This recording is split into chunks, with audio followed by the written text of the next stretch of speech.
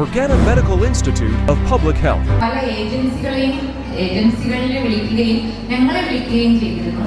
അപ്പോൾ അത് ഞങ്ങൾ കുറേ അന്വേഷിച്ചു. അവിടെ പഠിക്കുന്ന കുട്ടികളുടെ നമ്പർ തരുമോയെന്ന് ഞങ്ങൾ പല ഏജൻസിക്കാരോടും ചോദിച്ചു. പക്ഷെ അതിൽ പഠിക്കുന്ന കുട്ടിയുടെ നമ്പർ തരണമെങ്കിൽ നിങ്ങൾ 25,000 രൂപ കൊടുത്ത് രജിസ്റ്റർ ചെയ്യണം, അല്ലെങ്കിൽ 2,000 രൂപ കൊടുത്ത് രജിസ്റ്റർ ചെയ്യണം എന്ന് പറഞ്ഞ് കുറേ ഏജൻസികൾ ഞങ്ങളെ തിരിച്ച് വിളിച്ചുകൊണ്ടേയിരുന്നു. ഇവിടെ ഇരുന്നപ്പോഴും ഒരു ഏജൻസി ഇങ്ങനെ വിളിക്കുന്നുണ്ടായിരുന്നു, എവിടെയെങ്കിലും ആയോ എന്താണെന്ന് ചോദിച്ചിട്ട്.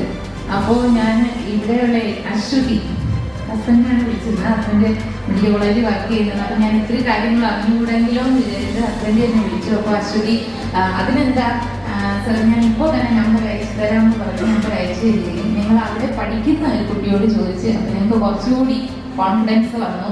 അങ്ങനെ തന്നെയാണ് നിങ്ങൾ വിലയിൽ തന്നെ ഈ ഏജൻസിയെ തന്നെ സമീപിക്കാൻ കാര്യം. അതിനുശേഷം ഞാൻ ഉള്ളൂർ നിത്യയെ പരിചയപ്പെട്ടു. അവിടെയും പോയി കുറച്ച് കാര്യങ്ങൾ ചോദിച്ചു. അശ്വതി, നിത്യയും പിന്നെ സാറിനെ ഞാൻ എനിക്ക് തോന്നുന്നു കൂടുതൽ വിളിച്ചിട്ടുണ്ട്. സാറ് സുഖമില്ലാതെ ഇരുന്നപ്പോൾ പോലും എന്തോ അത്യാവശ്യം സീരിയസ് ആയിട്ട് കാര്യങ്ങളൊക്കെ പറഞ്ഞുകൊണ്ടിരുന്നപ്പോൾ ഞാൻ ഒത്തിരി വിളിച്ചു. നിങ്ങളുടെ എല്ലാ സംശയങ്ങളും പൂർണ്ണമായും നീക്കി തന്നു. അങ്ങനെ തന്നെയാണ് നിങ്ങൾ വിശ്വാസത്തോടു കൂടി മകളെ അയക്കാനും, അതുപോലെ നിങ്ങൾ ഇതിൽ വന്നപ്പോൾ എനിക്ക് പരിചയമുള്ളതാണ്. ഞങ്ങൾ ട്രിവാൻഡ്രമാണ്. അപ്പോൾ ട്രിവാൻഡ്രത്ത് നിന്ന് ആരൊക്കെ ഉണ്ട് എന്നുള്ളതെല്ലാം ചോദിച്ചപ്പോൾ നിത്യ കറക്റ്റ് എൻ്റെ ഡീറ്റെയിൽസ് പറഞ്ഞു തന്നു.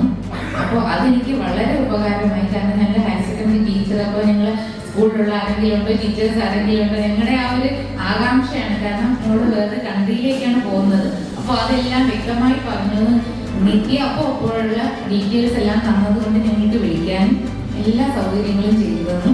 അത് തന്നെയാണ് നിങ്ങളുടെ ഒരു കോൺഫിഡൻസ്. ഇനി എല്ലാം നമ്മുടെ കയ്യിലാണ്, നിങ്ങളുടെ കയ്യിലാണ്. തീർച്ചയായും പാരൻസിന്റെ കയ്യിലല്ല. കാരണം പാരൻസിൽ നിന്ന് അത് നിങ്ങൾ വേറെ കൺട്രിയിലേക്ക് എത്തുകയാണ്. അപ്പോൾ പൂർണ്ണമായും ഒരു ഡെഡിക്കേഷനോട് കൂടി നല്ല ഡോക്ടേഴ്സായിട്ട് തിരിച്ചു വരാൻ എല്ലാവർക്കും ഈശ്വരൻ അനുഗ്രഹിക്കട്ടെ എന്ന് ആശംസിക്കുന്നു. എനിക്ക് ഉറപ്പായിട്ടും പറയാൻ പറ്റും.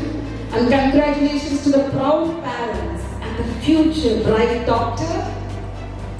Yes, Anurag sir, please hand over the gift to the parents so that they can present it with their gift.